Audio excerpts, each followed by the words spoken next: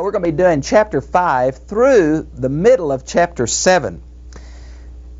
When you read this, it looks like it's out of chronological order some, because in chapter 3 the doors are hung, but in chapter 7 the doors aren't hung.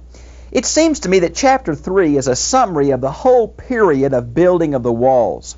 Beginning in chapter 4, 5, and 6, and the beginning of chapter 7 seems to be things that happened during the period of chapter 3. Welcome to this Wednesday edition of the podcast. I'm Rebecca Muniz, and today we're continuing Dr. Bob Utley's Nehemiah Rebuild, Restore, Rise sermon series. This teaching is shared freely with believers around the world because of friends who support this ministry. If today's message blesses you, any gift before Friday, August 7th, at midnight, no matter the amount, will unlock the full uncut videos of the entire series, including the message you're listening to now, along with Dr. Bob's accompanying commentary. You'll find a link in the description. Now, let's open up God's Word together. And it seems to be continuing opposition. Now in chapter 5, there is a great economic problem, and it comes to the surface. Now, I'm sure all this didn't happen in the 52 days of rebuilding the walls, but apparently it had started, and when Nehemiah came, they brought it to his attention, and it came to a head during this period, sometime of rebuilding the walls, and Nehemiah had to deal with it. Now, chapter 5 seems to be a rib controversy, which is a word in Hebrew that seems to mean legal lawsuit. Nehemiah had to solve this problem, or the economic underpinnings of Jewish society would be destroyed. And when we see it, we say, how could that happen? And yet, my friends, I want you to realize that in our country, in our day, this kind of economic exploitation is occurring to the poor. Now there was a great outcry of the people and their wives against their Jewish brothers. Now, the great outcry, familiar with Orientals, they just expressed their emotions. This was a loud wailing that seems to be the preliminary parts of a lawsuit. Now, when it includes their wives with them, shows the intensity and the family problems that this economic thing was causing. And notice, it's not foreigners that's the object of the lawsuit. It's rich Jewish nobility who are taking advantage of the situation and exploiting the poor. Now, notice in verse 2. For there were those who said, now here are the three areas that they say are problems.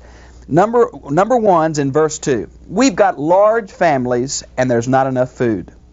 Number 2 is in verse 3.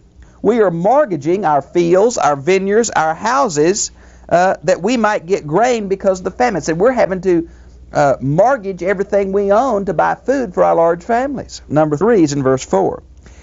And we have borrowed money for the king's tax on our fields. Now, not only have they borrowed money from food because of large families, but they've had to borrow because of the Persian tax on producing fields. Now, the people they've borrowed money from have been their Jewish brothers, but that Jews were not allowed to charge interest to other Jews. They could to foreigners, but not to Jews. But what they were allowed to do is to take a physical pledge. We would call it, when you go to the bank today and want to borrow money, they want some escrow. They want something, not escrow, collateral. I'm not a banker, you can tell. They want collateral. Well, the Jews wanted collateral, and they could take possession of their collateral until their poor Jewish brothers paid it back. So what was happening, the poor were being disfranchised from fields, farm, and home, and they couldn't pay back the money they borrowed because it went for food or it went for tax. Now, they had eaten their seed corn, would be a good way to put it in colloquial American phrase. But I want to say to you that all these three are legal.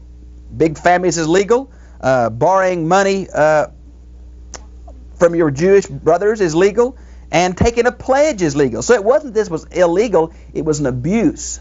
It was an abuse of that which is legal. It was going beyond. Now, look at verse 5.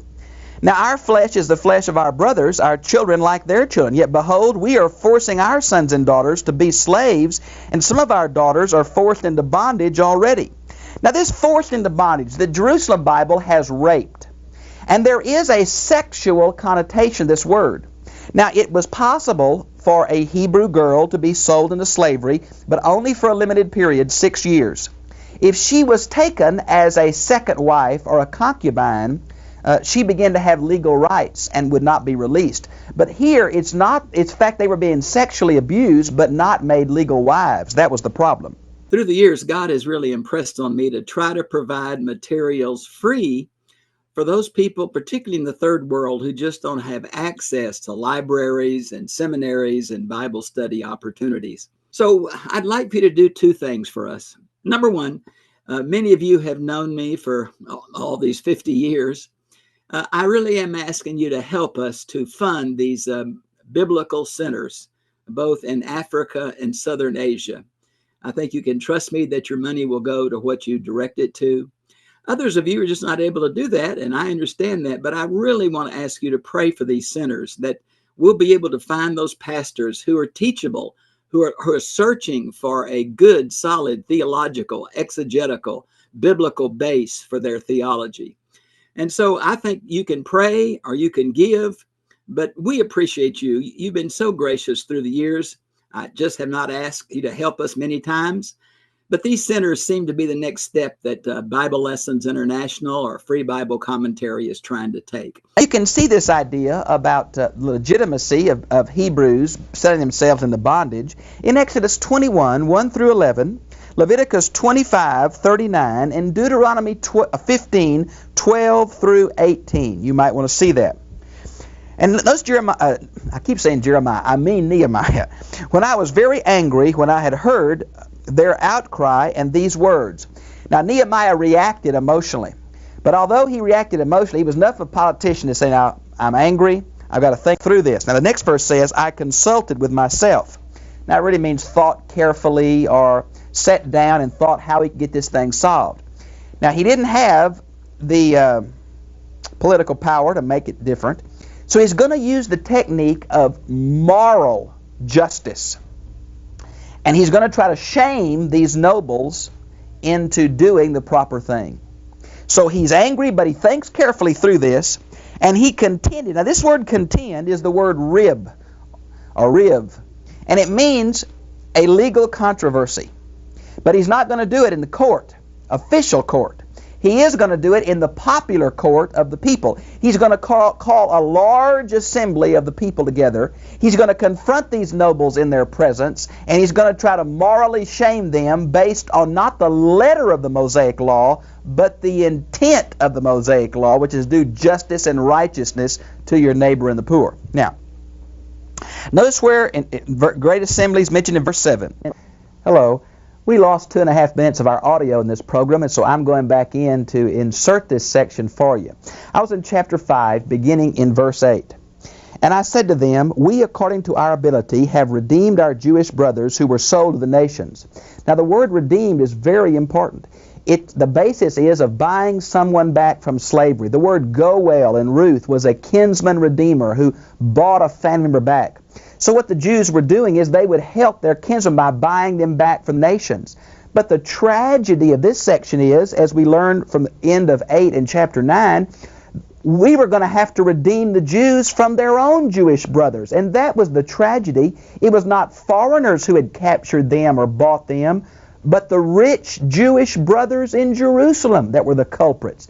And that's why Nehemiah is so upset here. Now in verse 9 it mentions, and these things you are doing is not good. Should you not walk in the fear of our God because of the reproach of the nations, our enemies? Now apparently their economic gain was lending itself to the destabilization of the new Hebrew nation, which was really putting them right back into the place of being dominated by foreigners who were already out to get them anyway, and this was undermining the new people of God. And so Nehemiah is very concerned about this and warns his brothers about their not fearing God and doing it just for economic gain. Now in verse 10 it says, I, my brothers, and my servants. Now we're not sure if this means his natural kinsmen or if the Persian officials who came back are his Jewish slaves that he had helped out, loaned money to, and they've become his slaves for a period of time. We see it again down in verse 14, I nor my kinsmen, and down in verse 16, we did not buy land. Now we'll see chapter 4, verse 16, chapter 5, verse 10, and 14, where these sections are mentioned. Now in verse 11 it says, please give back to them this very day their fields, their vineyards, their olive trees, their houses, and also 100 part of the money. The problem here was not usury in verse 10, but taking pledges. Now this was legal, but they had gone so far as to take the pledge, which was these people's houses and farms and their livelihood, and they wouldn't give it back till they repaid the money. So Nehemiah says, we loaned money, but we didn't take a pledge. Now give it back to them so they can live. Now this 100th part's been a very difficult thing. Some think it's simply a Hebrew error for the word loan. Others think it means the 12% annual interest they charge. But it seems to mean, it says, look, give back their property and give back some of the interest they paid you so they can live on it. And that seems to be the discussion here. Notice in verse 12 they said, oh, Nehemiah, you're right. We've done a terrible thing. This is bad. We'll give it back. Nehemiah was a very practical man. He said, all right, he didn't just want their word. He's going to do two religious things. He's going to call the priest and make them take an oath. An oath in God's name that they will do what they said they'd do. Maybe Nehemiah had a copy of Jeremiah and realized that the rich folks in Jerusalem did this very same thing, promised they would give their slaves free and do something for them, but when the circumstances changed, they took them right back. Nehemiah says, I want you to promise in God's name you're going to do what you're going to say you do. And then the next verse, verse 13, he does a symbolic act of emptying his... Now we would think it's... Thank you for joining me on this Wednesday. It's a joy to walk through scripture with you. This ministry continues because friends like you help make biblical teaching freely available around the world. If today's message ministered to you, remember that any gift before Friday, August 7th at midnight unlocks the complete, uncut Nehemiah Rebuild, Restore, Rise sermon series. The full video of today's message and Dr. Bob Utley's commentary to study alongside it. The link is in the description. Until next time, may the Lord bless you and keep you.